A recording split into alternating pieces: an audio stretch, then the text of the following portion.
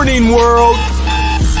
Welcome to the Rise Up with Dragon podcast with your host, Dragon.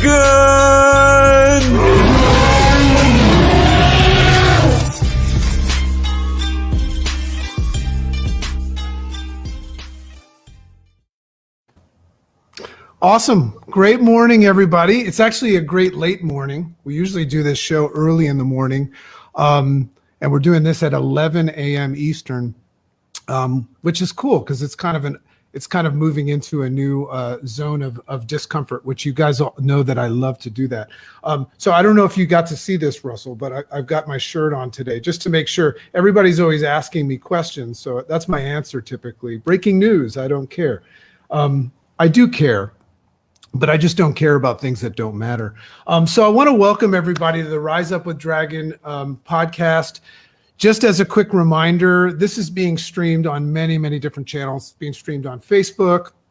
If you're not part of the new Rise Up with Dragon page, just go under pages in Facebook, search for it. It's being streamed in there. We're actually going to move the Rise Up with Dragon group, which has thousands of people in it, into that page. So try to migrate over to that, but we also have it on YouTube and other Facebook channels. So great morning, everybody. And right now we're also using this new social media platform that we call Clubhouse, which is really cool. So if you want to, now our guest today does not have an iPhone, and you know that Clubhouse does not work for non-iPhone users, which obviously is their way of creating urgency. It's kind of like, I remember when my kids wanted like Atari would say, well, we only have 100, so get them now. And that's how they made sure that every kid got an Atari. So I would assume that Clubhouse is just waiting until Android users and Samsung users start foaming at the mouth. And then they'll say, okay, let those 100 million people in. So great morning, everybody. Very excited about today. So let me tee this up because I want to get into the nuts and bolts of this. So today's episode of the Rise Up with Dragon podcast and show is called Mother, Father, Teacher, Preacher. Now I talk about that a lot in my podcast and in my book. And what I'm referencing is just this idea and this awakening that a lot of the things that we think are not necessarily our thoughts. They might be coming from a program. See, every time I say these things, you'll notice that Russell's eyebrows will raise because he'll have an opinion on this. But it's coming from a program that I always like to just recognize has been programmed by our programmers. And I call that Mother, Father, Teacher, Preacher. And I don't look at that as a good or a bad thing, but I've become acutely interested in the whole game of consciousness and the very, very small amount of time that we spend within consciousness versus our automatic program, our subconscious. So I submitted I want to tell you how this came into play. I submitted one of my chapters that was all about, I won't give too much about it, but it was all about going back and referencing different periods of time that happen in my life or in your life. And going back to a time in our life that we perceive, traumatic or not, that something happened to us. And I've learned how to reprogram my brain and start looking at how it might have happened for us, but also asking what really happened, right? So that's what that whole chapter is about. So I'm talking about this with Chicken and everybody else. And then I come across this concept of psychodynamic theory. So what's interesting about that, and our guest is about the foremost expert in that, and he probably wouldn't want me to say that, but I've done some research and he knows a lot about it, and I'll tee him up in a second. But what I realize is one of those interesting moments, and I want to offer this to everybody that's listening. A lot of the things that we're looking at and working through in life, we think that we're living in this like big discovery where we came up with these ideas, but then all of a sudden you come across something or someone that talks about what you've been thinking about and working on in an evidence-based way or in a scientific way, and you say, hold on a second, this psychodynamic theory thing sounds like not only what I've been thinking about, but also something that I think perceptually happened to me. So in my book, you'll see, long story, and maybe Russell will accept me as a client on the air today, but you'll see that a traumatic event happened to me when I was 11 years old that completely changed the course of my life, which I didn't know until later in life once the course had been changed, and I didn't like it.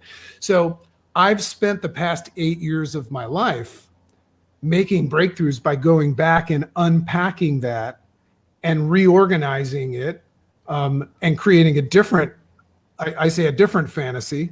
I always think that both sides are fantasies. And I don't know, I'm scared to ask this question to our guests, but I sometimes take interest in the simulation theory in life.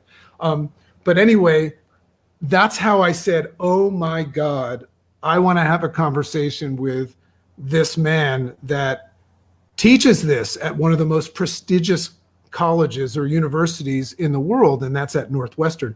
So let me tee up our guest here today, because you guys are in for a treat. So this is Dr. Russell Fulmer.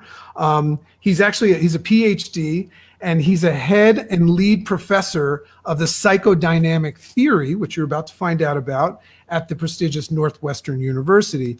And then if that's not enough, and we're not excited enough to just get that information, he's also, now I don't know if you know this, but Dragon's father is a futurist and potentially an alien who's totally into things like artificial intelligence and robotics and all that stuff.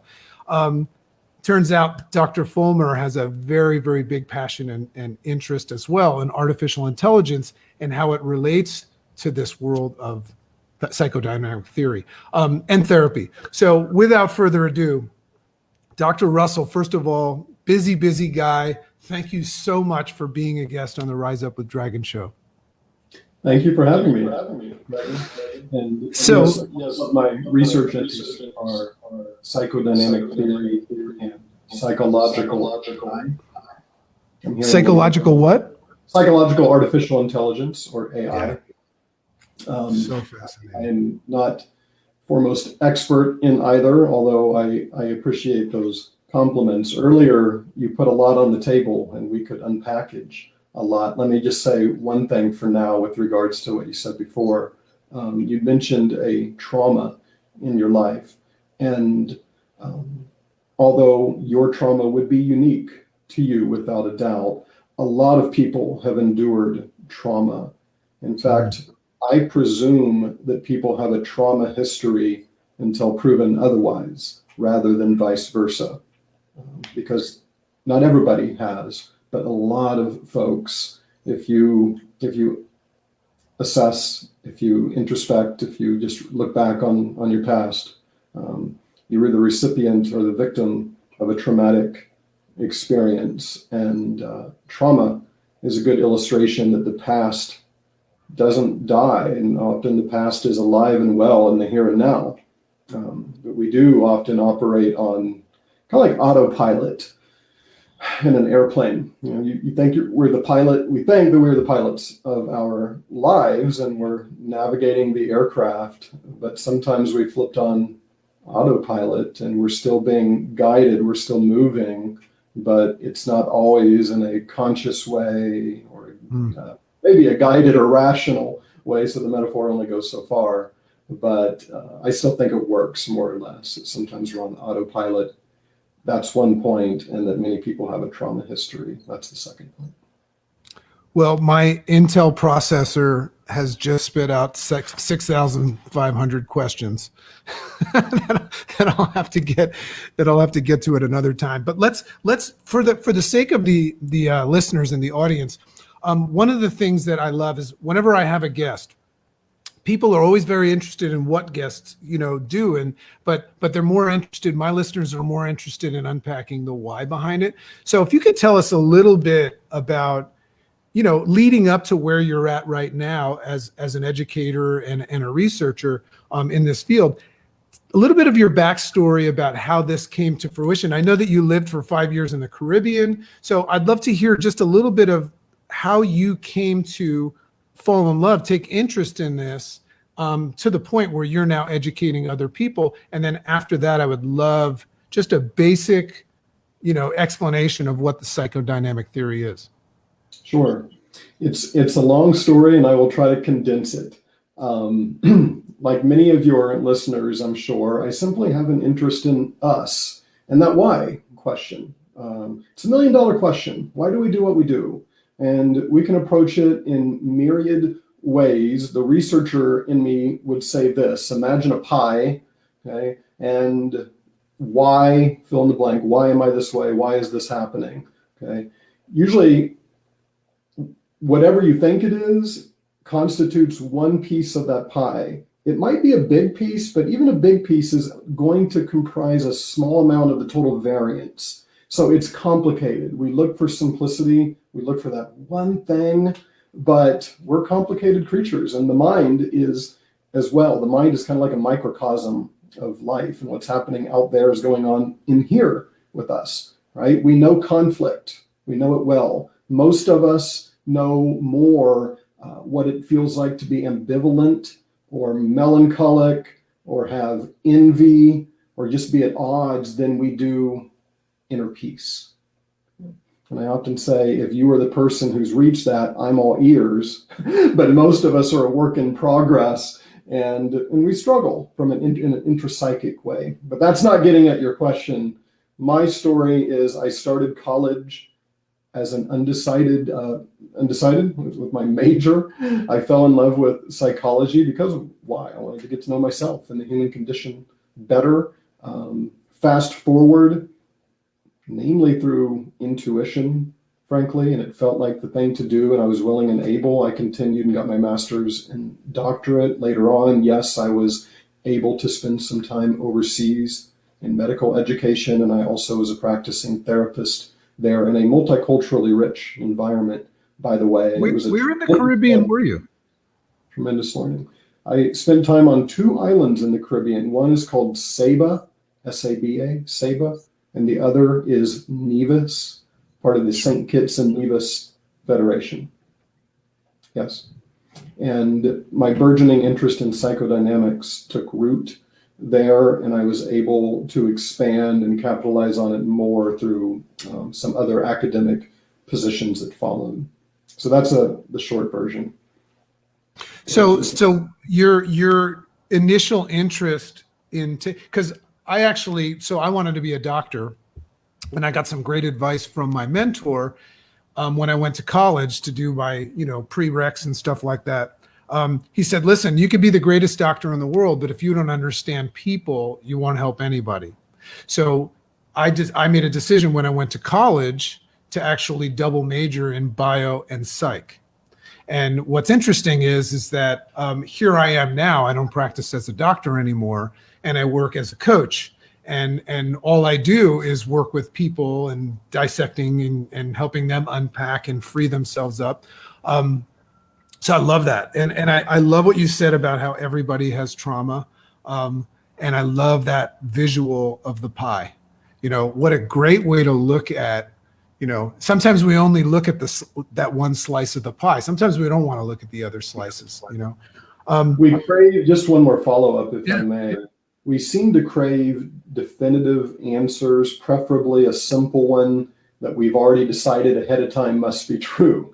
And we also have a tendency to dichotomize. This is also known as polarizing, black and white thinking. It's either this or it's nothing. And in actuality, in many cases, never say never, but in many cases, things are a little more nuanced and layered and multifactorial. And the answer is just complex. And it can't be answered with much validity by saying, this is it, that's it, nothing else. Because after all, we're biological creatures, and the neuroscience and the genetics matter. We're psychological creatures, and our individuality and cognitive processes matter. We are sociocultures, and our sociocultural context, that's all relevant too. And when that synthesizes, that comprises a large chunk of us, but that looks different for everyone. And under each one of those 3 realms, bio, psycho, social, in other words, there's a lot there. So that makes things sometimes messy, and not to keep saying the same word, but sometimes rather complex. And I think one of my passions is, the opposite of complexity, and a mess would be just the idea of gaining clarity, and I think there's also a decision in that. Some people don't want to unpack something and get clarity. We talk a lot about how, I was having this conversation this morning that there are certain things in my life. Here I am fully engaged and fully open to learn, yet still recognizing every now and then that there are things that happened in my childhood that I was just kind of hoping would no longer exist in my mind, So fascinating. So just to the layperson, give us a basic explanation, or because a lot of people are going to want to go research this and learn more about it because there's so many nuggets in it. Just the basics of what psychodynamic theory is. Sure. I'll try to explain in part by some examples. So psychodynamic is, some would consider, modern manifestation of old school psychoanalysis. So my best guess is that many folks have heard of Sigmund Freud, and you may have an image in your mind of the bearded man smoking a pipe, sitting in a chair, with you lying on a couch and pouring your heart out. It's not that clients can't lie on a couch today, but that is a somewhat archaic image anyway. And for some, they believe that psychoanalysis is stuck in the Victorian era. Well, it's not 1899 anymore, and many of us view Freud as a historical figure. And the notion, if we are still Freudian, this comes up a lot. I think one of the true experts in our field, his name is Jonathan Shedler. He put it this way: in some ways, no, in other ways, yes, we are Freudian. Freud got some things started that we take for granted today, like the childhood does have an impact on adulthood. Psychosomatic, even regularly scheduled appointments, talk therapy, that some of your woe may be alleviated in part by way of processing. He wasn't always the originator, but he certainly enhanced these concepts, these ideas. Today, psychodynamic, psycho of the mind, the mind. And for something to be dynamic, it's not static. So it's in motion. So it's like the mind in motion. And you'll note sometimes competing factions of the mind. So we have the topography of the mind, and a lot of this relates to awareness. What are we aware of right now? You're aware of listening to me. Your listeners maybe listening to me. Maybe they've tuned us out. That's our waking consciousness. We can easily summons up, what did you have for breakfast today? What did you do last night? You might not be thinking about it, but you can bring it into awareness. But is that it? What about those things that happen to us that are harder to bring up into our waking consciousness? Do they exist? Are they sitting in a corner of the mind, twiddling their thumbs? Well, as we know from trauma history, that's usually not the case, that they're exerting an influence, albeit behind the scenes. And they can be responsible for a lot of things, like what we're thinking, what we're feeling, our relational patterns, sometimes our choice of occupation. If we take this far enough, it can provide a pretty thorough explanation for a lot of what we do.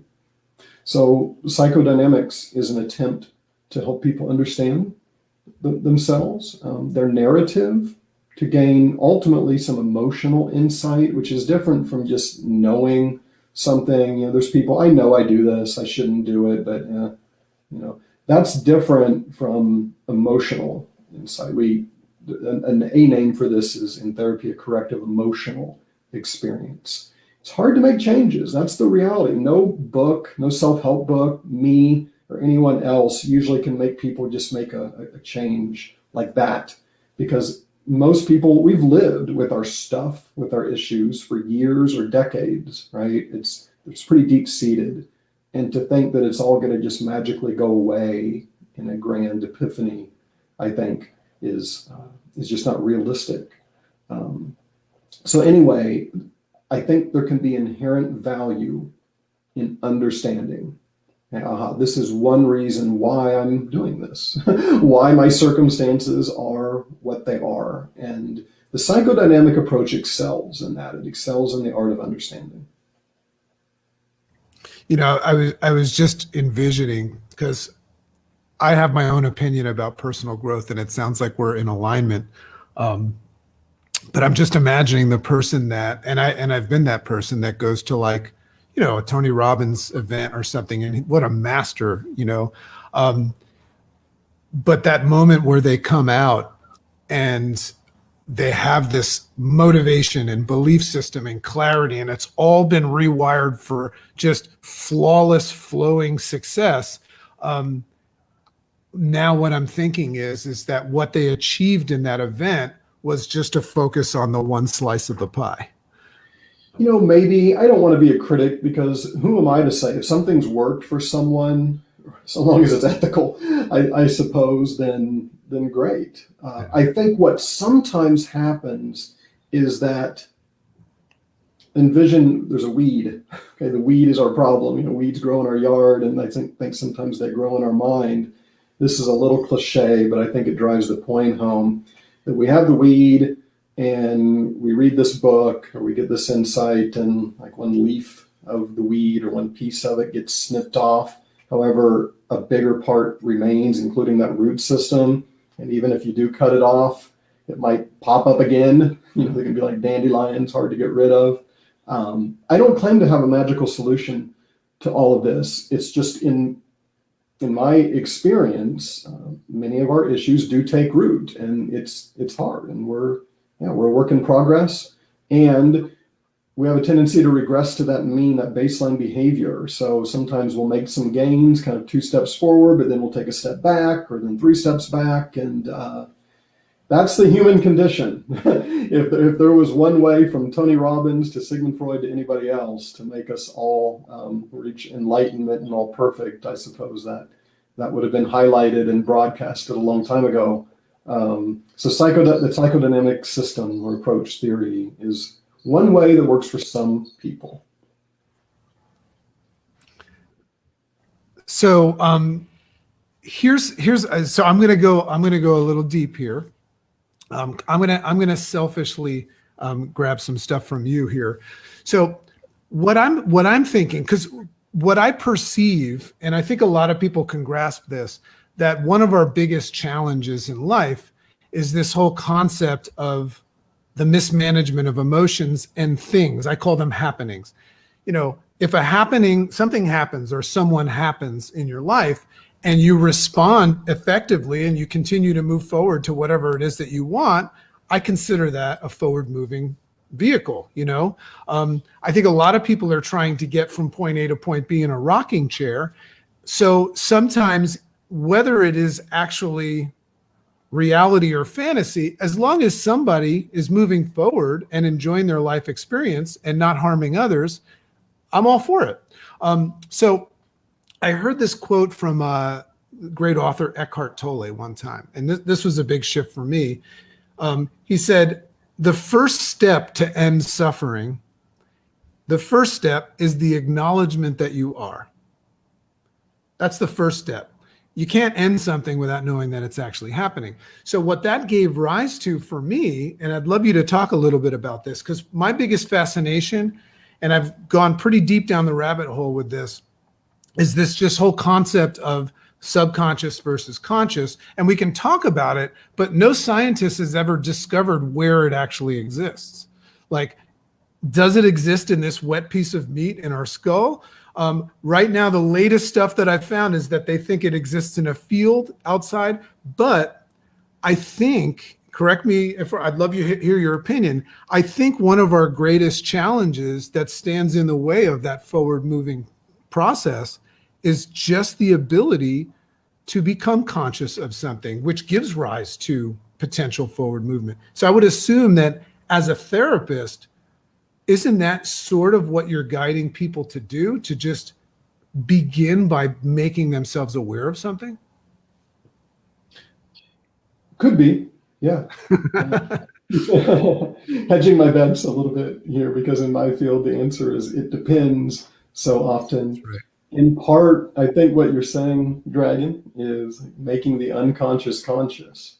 Yeah. You know, you have something to work with, and that could be, that can be, I should say, a goal. Yeah. Yeah, I'll just say yeah. I'll just say yeah. That can be a goal. That can be a goal.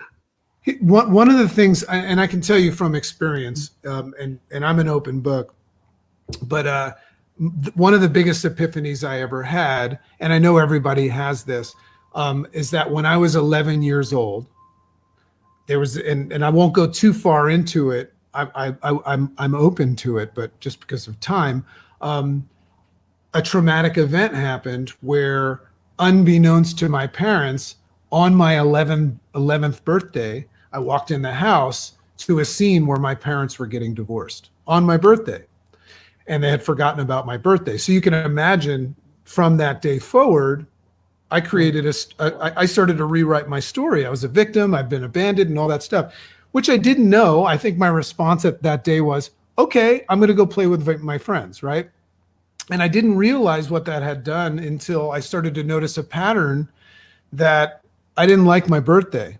I would avoid my birthday. I would pretend it wasn't happening. If people gave me presents, I would feel guilty and all that stuff. So I got to a point where, you know, in my life, where I always refer to this part of my life as the dark ages, where, you know, it was a little too much for me. It was that frightening overwhelm. And I went for the first time in my life to see a therapist.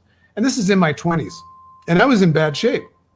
And thank God somebody led me to this person. I don't even remember her name, because now that I'm achieving success, I just want to go buy her a car. So I just saw her one day, and she was the one that helped me connect what else was going on my birthday. Never knew it. And once I made that connection that day, because I was in bad shape, and I think everybody listening knows what it's like to be in bad shape. I think everybody kind of has tasted that at some point in their life. But as soon as I made that connection, Doc, everything, like I call it in my book, I call it a snap. It's like everything came into clarity, and I began this road to freedom and success and fulfillment, and also helping other people. Is it that powerful?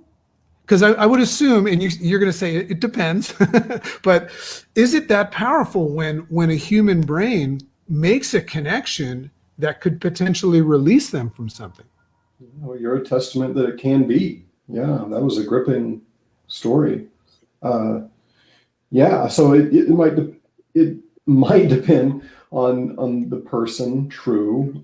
It's not as if everyone who would become aware of that event would necessarily make I'll use the word progress that you did. It's fair to say, but it can happen because you just shared with us that it can. Yeah, sometimes events can occur and nudge us or set us off on one trajectory, and we'll do things like repress it or even deny that it happened for sometimes a long period of time. And we do it. Why do we do it? Because we have to. We do what we have to survive and to cope. And if there's too much distress on the mind can fragment. It can crack. And sometimes we're in just survival mode, and we do what we have to make ends meet. We know what that's like, maybe on an external environmental. You know, I work a lot because I need the paycheck. Well, the mind copes and defends itself accordingly as well. And if it's too much to handle, what that means, what I just saw, what that entails, what that could mean for me, you know, the mind's going to do what it has to do to not crack. It's like a system. You know, if you apply enough force to a building, to a car, whatever, what's going to happen to it? Look at the mind that way. So sometimes it'll just reach up and drag it out of consciousness, you know. But even though it does that, again, it doesn't mean that memory or that even trauma is sitting idly in the corner. It's still probably operating, albeit behind the scenes. And for you, it sounds like later, now I'm more prepared to process this, address it. I know what led me this way and what's responsible, and that's a light bulb moment for me, and it was productive. Yeah, that was what I refer to as the rise of the dragon. The dragon is this mythical creature that most people don't have any evidence exists, but all of a sudden when you come into this new reality of becoming someone, thinking like someone that you previously didn't know exists, I call that a dragon. So somebody asked me the other day, like, so what is the purpose of dragon? And I said, I think the dragon is here to defend all the people that are stuck in the dark, and I'm trying to lead people to the light. You just teed this up perfectly, and I love this, and I heard you speak about this before. Talk a little bit about defense mechanisms. What I love about this concept of defense mechanisms is a defense mechanism. When you hear that, it sounds like it could be perceived as a good or a bad thing. But what's interesting about defense mechanisms is whether you think you're doing something productive or in a negative fashion, proactive or reactive, you always have a defense mechanism. I would assume that, if I wake up and I'm stressed out and I go to the gym and I drink water and I eat healthy food, that's a defense mechanism as well, right? So talk a little bit about it, because I think it's important for everybody to recognize and identify potentially, well, I shouldn't say it's important. It might be important to the individual. I'm starting to learn that to identify their defense mechanisms. I identify them all day long, and I get to know myself better.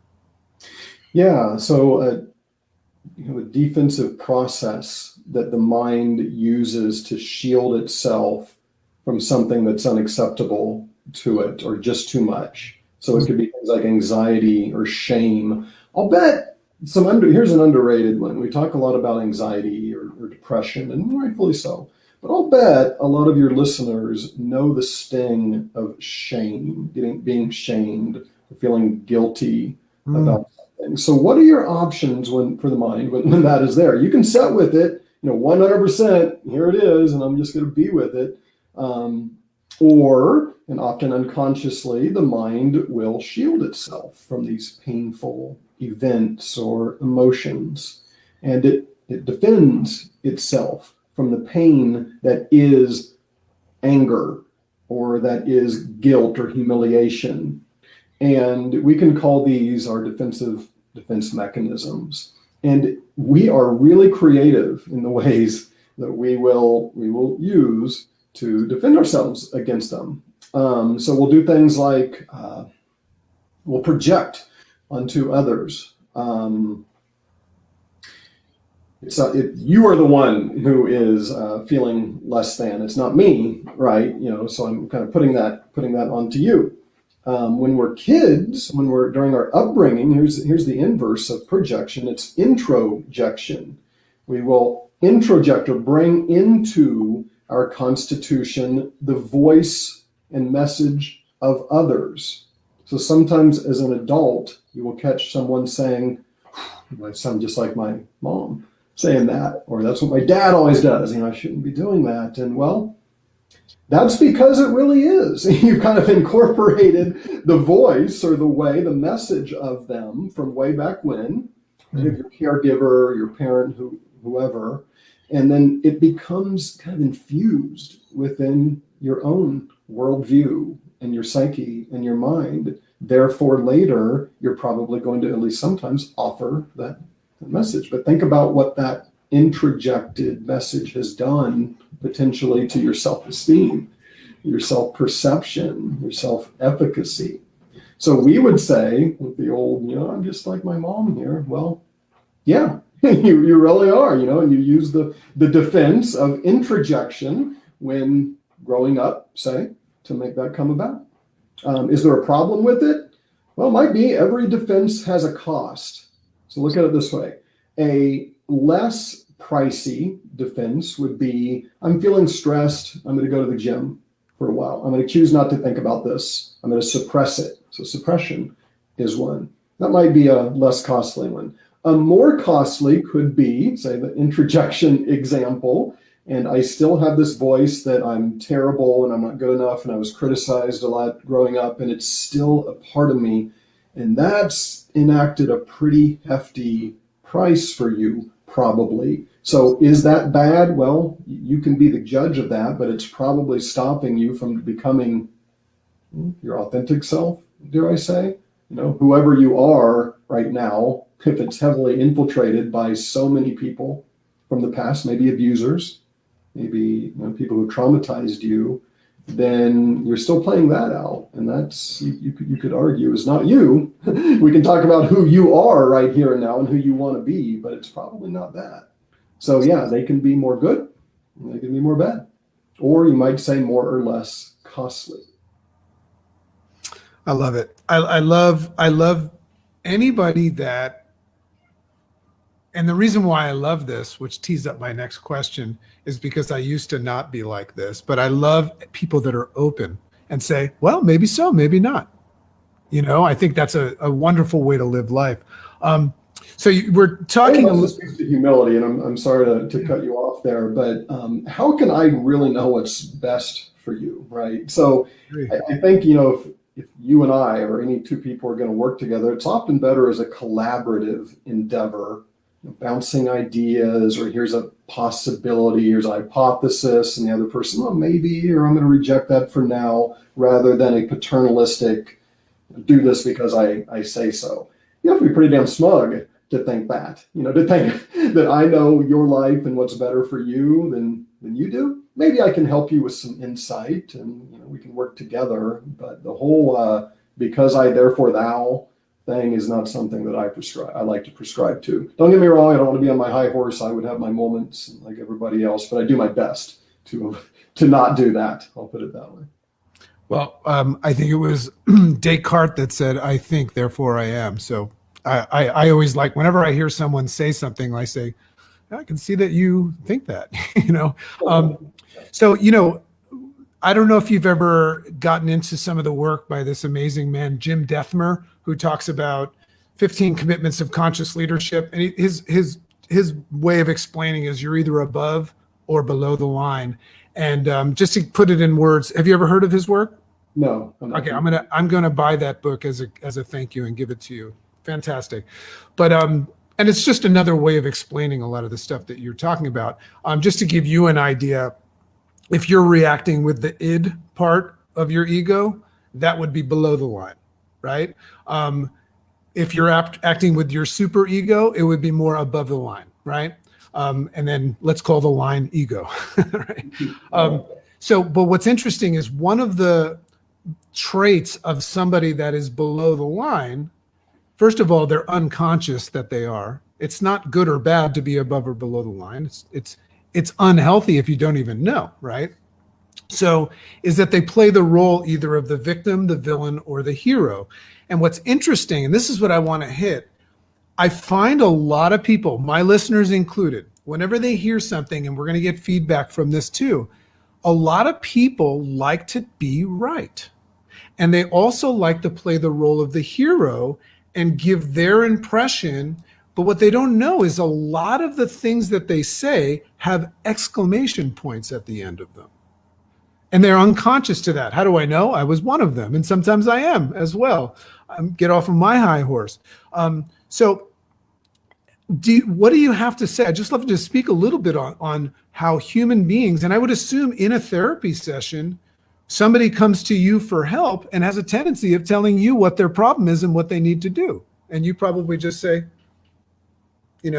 so that role of needing to be right, isn't that a defense mechanism in itself of hiding a truth that about yourself? Like I always found that if my kids were like wrestling in a department store, in a clothing store, I would get so angry at them. And then I realized it's because I'm the one that taught them how to do that. So can you speak a little bit about that? Because once again, the moment that I figured out that I was choosing to be right versus kind, or that I was constantly trying to fix things, but not acknowledge my own, situation, that was a freeing moment for me. I started listening more. Yeah. Yeah. Who doesn't want to be right? Right. I mean, it does a number of things, including kind of gives you a quick fix. It's almost like be kind of like a drug, like, aha, gotcha, and I've proven I feel better about myself, but it's usually fleeting. And then, you need it again. You need to convince someone else that you're right. So we resort down to that, our baseline behavior, our baseline cognitive processes, self-esteem level and such. Yeah, I don't want to begrudge anyone. I could do this too. Again, who doesn't want to be right? You could examine your motive for this. And here's a model to use for that I'm going to have to oversimplify, if you'll bear with me. But there's something called the three Viennese schools, drawing from my theory here. And overarchingly, I could say that we seem to fit in one of the three. Okay? So am I really after pleasure and or survival? And that's at root, that's the core of why I'm doing this. Am I really after power and control? Am I really after meaning because I feel purposeless right now? If your core is one of those three, it's probably going to have some type of outward manifestation. For example, a lot of folks are in the second category of control. And what's inversely correlated with being in control? Anxiety. If you feel anxious, okay, then you do things like, well, what if, or you should do that, you shouldn't do that. And people will compensate for their anxiety by wanting to control. If you have complete control over self and environment, then everything is known, right? Everything is known, and I have power over it, and I feel a little bit better. Of course, the real world is not that way. You can't have control over everything. And sometimes people will compensate by way of becoming a perfectionist here, or they will, they'll like caustic, sharp-tongued, I'm going to criticize everything you do because really there's inner turmoil going on with me, so I've displaced some of that onto you. So anyway, as a way to understand some of it, ask yourself what your motive is and how it goes back to one of your issues, for lack of better word. And it usually does. It could be some learned behavior too. Like to your point, Dragon, about your kids. Well, they learned it from me. Yeah, we do that. We learn from others. It's learned behavior. Then we incorporate that, and that becomes our way. But why am I doing what I'm doing? Is it really a matter of survival and or power and control and or meaning, and the search for meaning, or purposelessness, and I don't have meaning, right? That can lead to a bunch of stuff too. And I don't want to say each category exists in a vacuum. It could be a little bit of this, a little bit of that. But according to one model anyway, it's often one of them at core, the nucleus anyway, of why it's happening. So I want to ask one last question, and we'll close on this. And I see people are enjoying this in the chat. If you have any questions, by the way, this is a live show, but when I go back and watch the recording, we will see the questions, and there'll be some sort of a follow up with this as well. If you do want to ask Dr. Russell some questions, because we're a couple minutes away from closing it out, go jump into the Clubhouse room. There's some people in there now, and you can find me at Clubhouse @MakesSense. Download the app if you don't have it.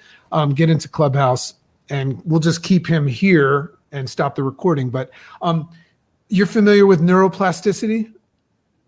So what is your opinion on our ability to rewire our brains? It doesn't have to be in a neuroplastic way, but I would assume they're kind of one and one. They're both one and the same, because I currently feel like a different person after all this work that I've put in.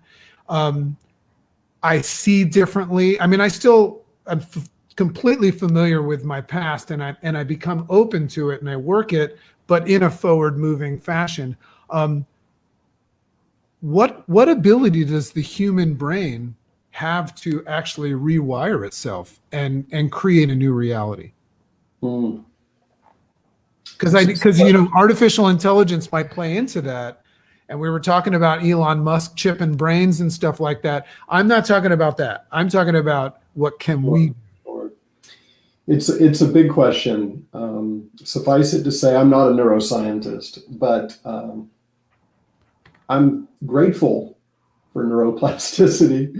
And there's the neuroplasticity of the brain, and then there's the felt experience of the mind, and the interplay between the mind and the brain is a lengthy discussion or debate or philosophical, and that's a whole other thing. I'll say this, Dragon, suffice it to say that I've borne witness to some almost just miraculous abilities of people to make profound changes in their lives.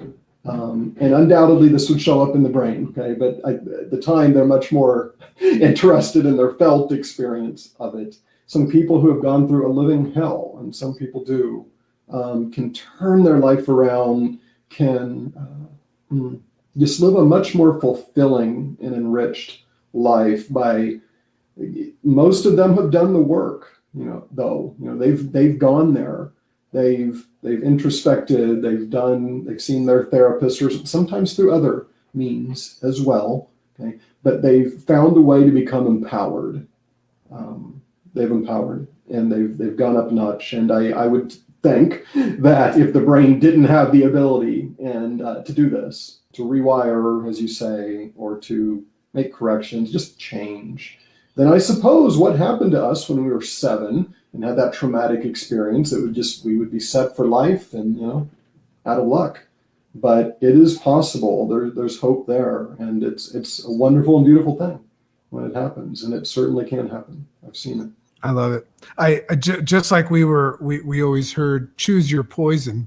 I think in the same light we could say, choose your fantasy. Choose whatever reality you would like to see. I mean, I do think that we have the ability to do it. I choose it every day. There's an old saying, rule your thoughts or they will rule you, or rule your mind or it will rule you. And that's easier said than done. But when you can get to a point where you are in control of your mind and your thoughts and emotions, then that's a much different space to be in, as opposed to being under the control of something that seems like is out of your control. So a lot does go back to control. Using the 3 Viennese schools there, again, a lot is about control, or at least perceived control and power. So what I'm going to do is, in the podcast, because this will load as a podcast, but also the video reel, Dr. Russell gave me a link that I will share with you where you can go and learn more about this. It was interesting when I spoke to him. I said, hey, what would be an action step after? And he says, oh, well, if anybody wants to have a conversation with me, just let me know. And I go, no, we can't do that. There's too many people. And he's also, he's researching, but he's not actually in need of anything right now. He actually legitimately loves to just help people. So the way he's going to help you is he's going to direct you somewhere where you can dive deeper into this. And I'm sure with the advent of technologies, if you really wanted to find Dr. Russell Fulmer, you'll find him. But what I would love to do is maybe have him do a follow-up at some other time. And if you could hang out, do you have a couple more minutes? I do. Mm-hmm. Okay, cool. I just want to see if anybody in Clubhouse. So if anybody wants to jump into the Clubhouse room at Makes Sense, you can ask an actual question, because we're going to stop the recording. I do have to give my father-in-law, Johann Stapelberg, a shout out, because I see that he's here live. What an amazing individual this man is. Just giving him that props. Love that guy. Miss my South African family. Excited for the pandemic to end and open up the skies. Dr. Russell, thank you so much for this. You've really changed the trajectory of my book, because you've made it even clearer to me, some of these things that I've been talking about, and I just love that freeing feeling. So I, for one, once again, have created the grounds for change. again, and I just love that. I really appreciate it. I'm going to be following up with you because just such a fascinating conversation. So we'll close out now, and we'll be in the. I see people are joining us in Clubhouse.